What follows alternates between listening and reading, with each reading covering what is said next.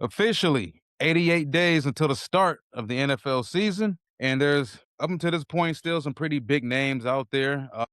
Bobby Wagner, left tackle Taylor Decker from the Detroit Lions, Cam Robinson, Cam Jordan is another one, maybe the biggest, one of the biggest names still out there, Stefon Diggs, just to name a few. But got us thinking earlier. Out of all of these players, you have all 10 players, don't you? Yep. I name them all for me real quick. All right. So you got Taylor Decker, Stefon Diggs, Joey Bosa, Debo Samuel, Cam Robinson, Kevin Zittler, Cameron Jordan, Johnny Smith, Bobby Wagner, and Makai Becton. All right, some pretty big names. I don't think there's any scrubs out there in that bunch right there. Some players who have a pretty recent history of playing at a high level, Yeah. especially a guy like Becton who had a lot of talent, a lot of hype, a lot of pub coming out of college and struggled for the first couple years with his weight and injuries with the Jets, but turned his career around completely, played well for the Eagles, played well for the Chargers a year ago. But for one reason or another, some of these guys have reasons why they're not on rosters right now. For the people out there that may not understand why some of these names are still out there, explain. Well, I mean, a lot of this is money, and some of these are older players, right? They've been in the league for a while. So these teams going into training camp, they essentially have the roster set up with whatever free agency acquisitions they had, draft picks, things like that. So with a lot of these players, they might get picked up for training camp. It might be afterwards, right? But again, they're older players. Another name that we didn't mention was Tyreek Hill. He's still out there, right? But he's coming back from that really bad knee injury. So, I mean, to me, obviously, Stefon Diggs is still out there. He played well for the Patriots last year. I would imagine he's going to find a new home. Question is where? Joey Bosa, right? Someone's going to need the help on that defensive line to rush the passer. So I imagine he gets a job. Debo Samuel, obviously, he's not what he was before, right? They were playing at running back, receiver. He's an older player. But I would imagine someone's going to need the help. And then obviously we know how the offensive line goes as well. So Taylor Decker, I would imagine he's going to get a look. Cam Robinson as well. Kevin Zeitler. I mean, and then we still have Cam Jordan. I know we talked about the Saints earlier, right, for the defense. So he's going to be 37 next month. So, I mean, I imagine that all these players, including Bobby Wagner, are going to get a shot. But the question is where and when. Yeah, and the guy that you mentioned that neither one of us have on the list or what even actually on that list right there is Tyreek Hill. Yeah. If Tyreek tests out, Tyreek gets a job before everybody. I truly believe that. Has he had his set of issues or whatever off the field? Yes, but he's a way more dominant player than Stefon Diggs. And I just think that if he's healthy, these guys are coming back from these injuries and playing 2, 3, 4 years injury free. Yeah. Even if he's not a 4-2 guy, I still think Tyreek Hill is one of those freak athletes since he was at Oklahoma State. Yeah. If this is a guy who he's gonna heal up good, he's strongly built, he's densely built, I believe the explosion is still gonna be there. It's gonna shock people when Tyreek Hill gets on the field, and if I'm a team that signs Tyreek, I'm thinking, "Okay, you know what? Even if it's the Chiefs, you know what? Ty, you're not seeing the field until you feel honestly good. We Yeah. know the age you're at in your career, not necessarily trying to be his friend, but you gotta treat some of these veterans the way they should be treated and with the respect they should be treated. This is a guy who, if he's 100% healthy and feeling like himself, is still a top 5 receiver in this league. Yeah. You know, he's gonna be your hardest worker. He's gonna be in practice every day. He's gonna lead the receiver group. He's gonna show up and play hard. He's gonna block. He's gonna do everything you need him to do. You give him a pretty good quarterback, and you're talking about something special. An issue I have with Stefon Diggs is when does it reach a point where the juice ain't worth the squeeze anymore? You know, there's been multiple reports of you being in the news in every stop Yeah. in your career, even Maryland. So when does it get to a point where you're not worth it anymore? Can he still play? Sure. But for the Houston Texans, a team that needed wide receiver help, why didn't they bring him back? Why weren't they really willing to bring him back, even with Tank Dell being gone and Well, the knee injury, Walt, too. I mean, we didn't know how he was going to play, right? And he had a they great didn't want year to with deal with the 2 wide Patriots. receivers recouping? And then also Johnny Smith, a couple seasons ago, he had a really good season for the Dolphins. So and look, some of these players, teams might have reached out already with the contract, and they just don't like the number. And maybe some of these players don't want to go through training camp. And I think you hit the nail on the head. It always comes down to numbers. You're only worth what people are willing to pay for you at that point in stage of your career. You, like I said, you may feel like you're still a really good player, and you may be, but Yeah, are you as good as what everybody sees you from their lenses? who I see every day in the mirror isn't what you see or everybody else sees. So Yeah. you may still think you're a pretty good player. Look, even John Smith, and John Smith made my list. I had Bobby Wagner, Cam Jordan, John Smith, Taylor Decker, and Cam Robinson. And I had John Smith for a couple reasons. John Smith has been a solid player, a dependable pass receiver everywhere he's been in his career. And if you look at the emergence of the 13-man personnel right now, nobody wants three young tight ends. You want a tight end, at least one tight end who's adequate at both pass blocking. He's veteran savvy. He can also get out there and torch you mid to low. So John Smith is a guy. There's always going to be room for a veteran tight end, I think, at this stage and this day and stage in the NFL.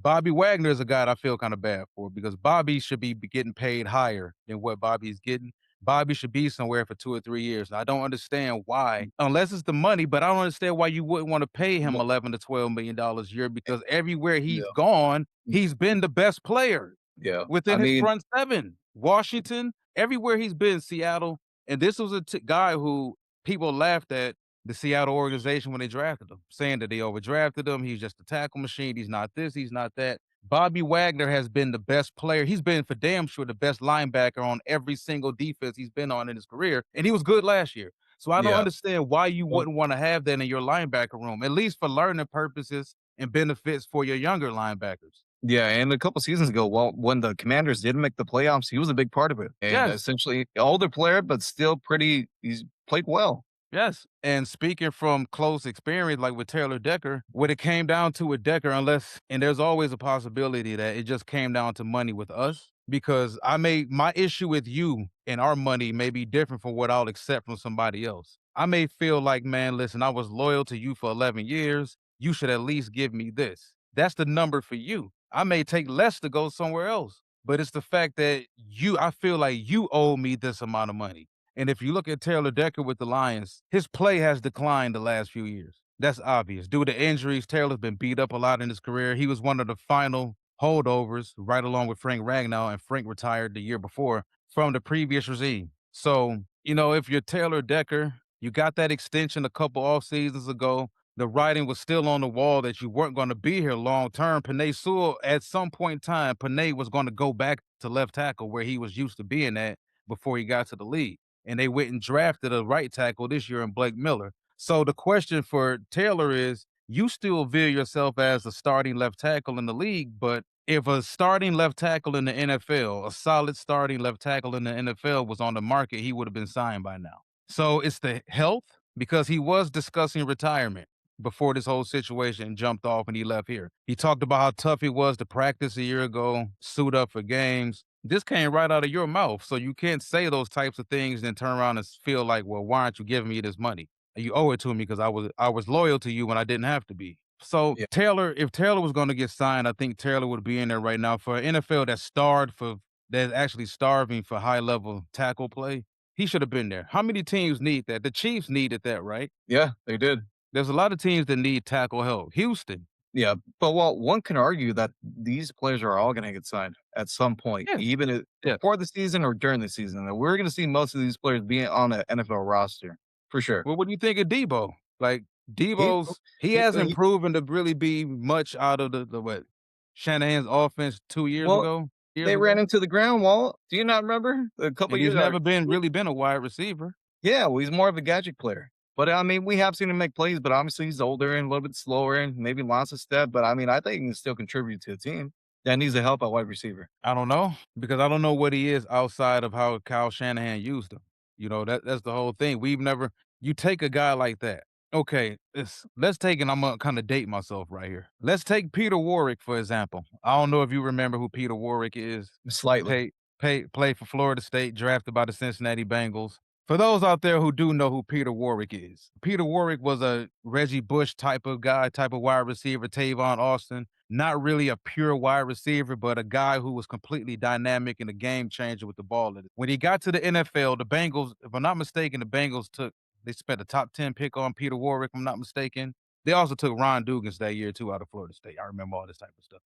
But they tried to make him a boundary wide receiver, a perimeter wide receiver, and he couldn't separate on the outside like that. He wasn't fast, he wasn't that explosive, and his athleticism was overwhelming in college, but not the NFL. So you have those types of situations where guys, you don't want to fall into a situation where I'm paying you to be who you were with another guy in his offense. Everybody's not going to use Debo Samuel the way Kyle Shanahan did.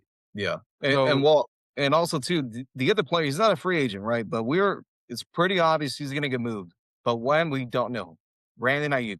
Brandon Ayuk is going to be out there available for a team to trade for. Now, the Niners don't have to trade him, but they want to, and I think it's best if they do. Now, I've been saying it for weeks. I think the Commanders are going to be the spot where he lands. Now, as far as draft capital goes, what's that gonna, what's it gonna need to be in order for the Niners to move Brandon Ayuk to the Commanders? what are the odds they release him? I mean, even if you get like a lower draft pick, wouldn't you just But do rather you think trade him? he's really with the way he been carrying on for the past year and a half? If I'm another team, if you're the Raiders and you need wide receiver help, do you want him?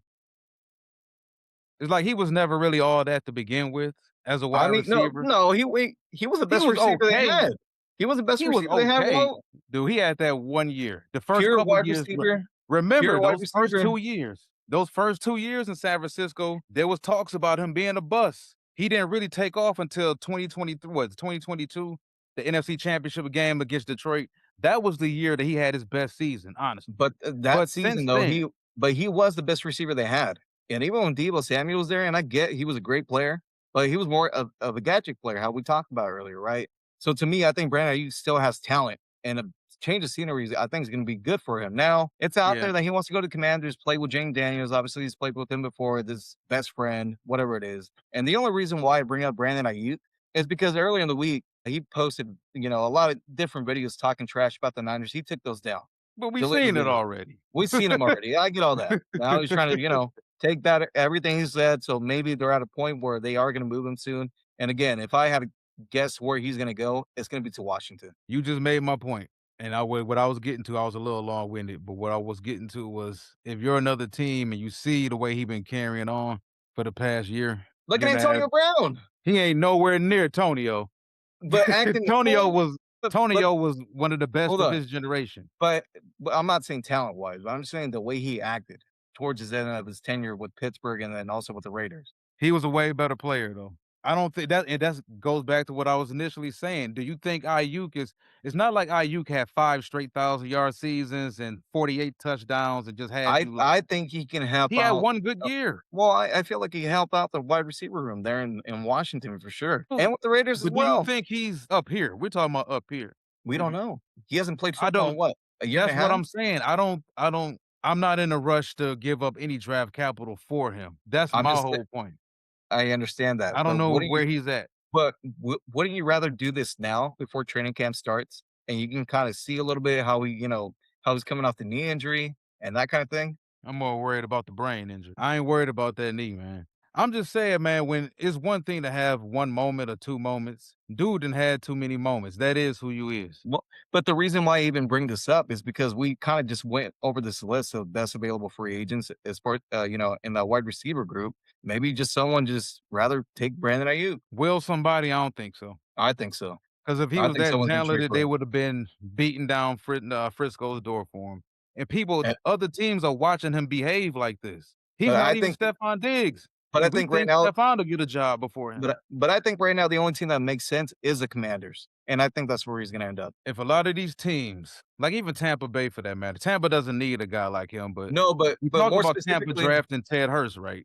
yeah, A lot of these teams got young wide receivers that they wanna see first. I get all And that, if but I'm them and I know this kid's personality, I done draft I mean, I evaluated him before the draft. I sat down, I had conversations with him.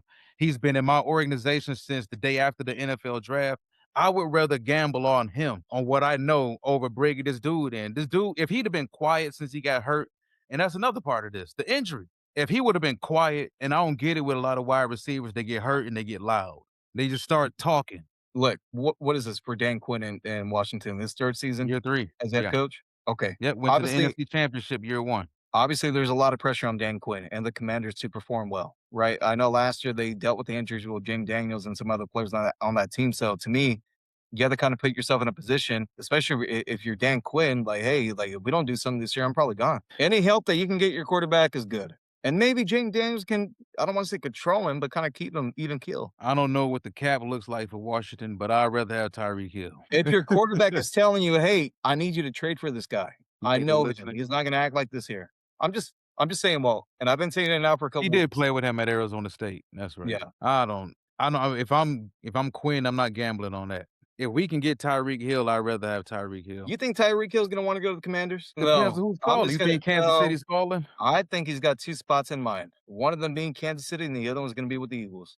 You don't think Detroit's in there? I doubt it. Who would wanna go to Detroit? Man, get out of here. Everybody, yeah, with the way they don't pay players now, nobody wants to come here. But hey, man, we still got one of the most talented rosters in football. I'm Don't not saying sleep you on it. don't. You just dissing us. I was just pointing something out.